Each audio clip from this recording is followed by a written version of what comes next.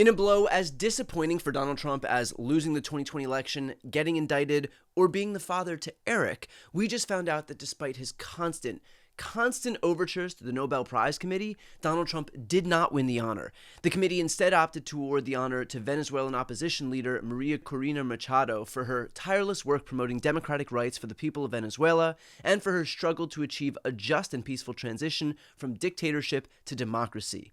The Nobel Committee chair offered up this explanation as to why Donald Trump did not win. U.S. President Donald Trump has repeatedly said he deserves the Nobel Peace Prize and he'd like to have it. He even said that it would be an insult to the United States if he doesn't get it. What does as the chairman of the Nobel Peace Prize Committee, think of this, and how has this campaign-like activity by the president and his supporters, domestically and internationally, affected the deliberations and the thinking in the committee?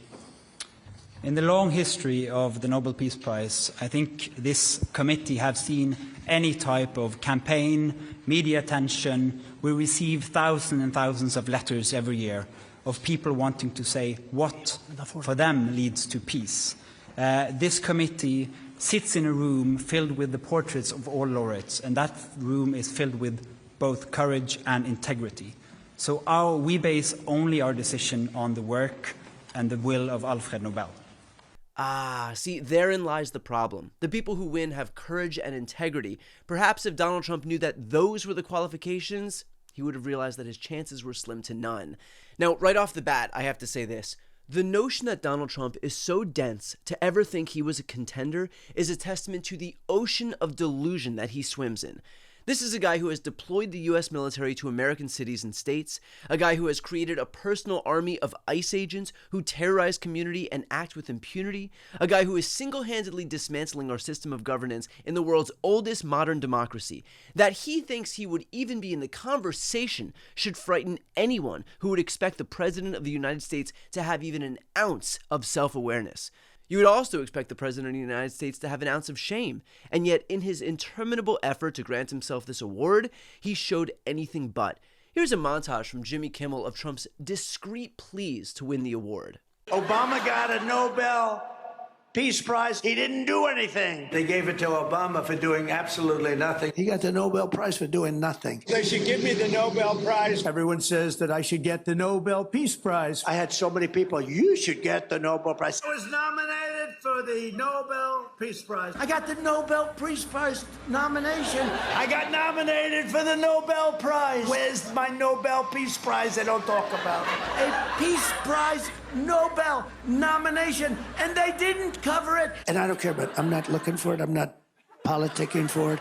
I'm just saying that there's a lot of unfairness in this world. Yeah, well, you know what? No one has suffered more unfairness than him. He's had it hard, guys. He's had it really hard. He claims he's not politicking for the Peace Prize, which must be why the White House posted this very subtle message calling him the Peace President. The Peace President is sending a platoon to invade a yoga studio in Portland right now. This is all you need to know about how we're being perceived around the world. Norway braces for Trump's reaction if he does not win the Nobel Peace Prize. That's not a headline from The Onion. That's real.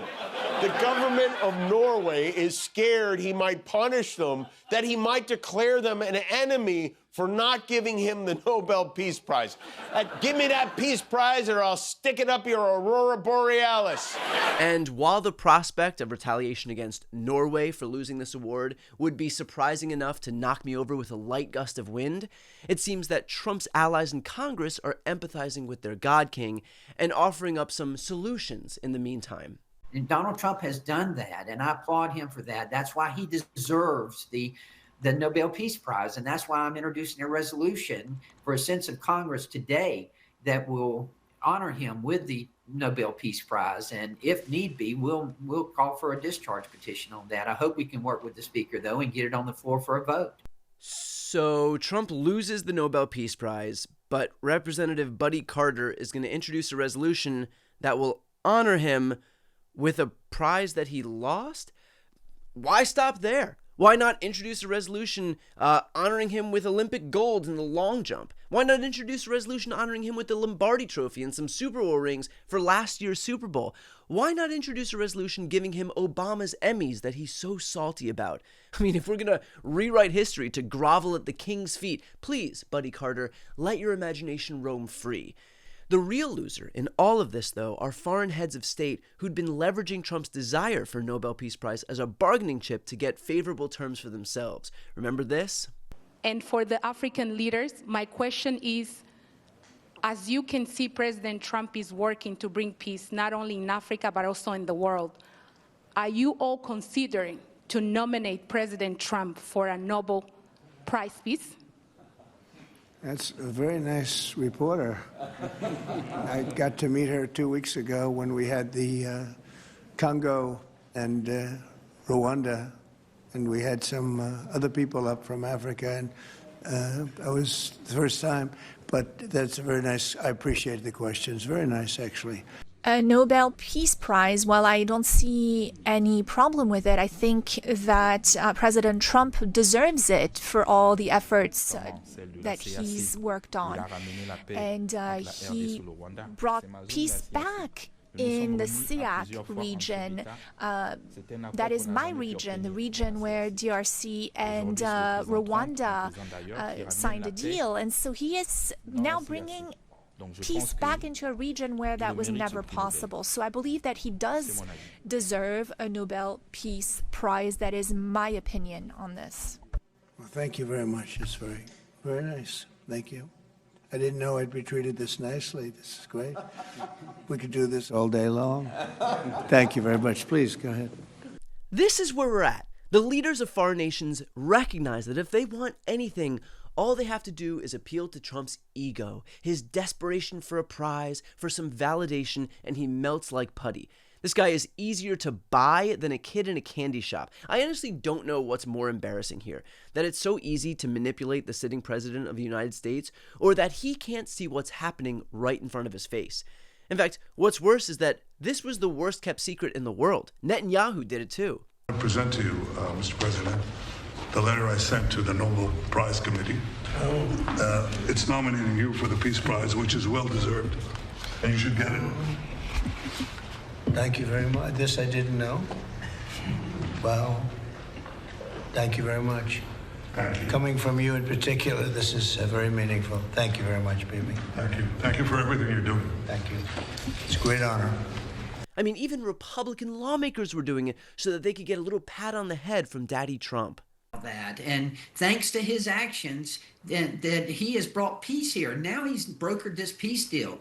And I would submit to you that there's no one more deserving of the Nobel Peace Prize than Donald J. Trump. You know, I'm old enough to remember when Republicans impeached a president for getting a blowjob in the Oval Office.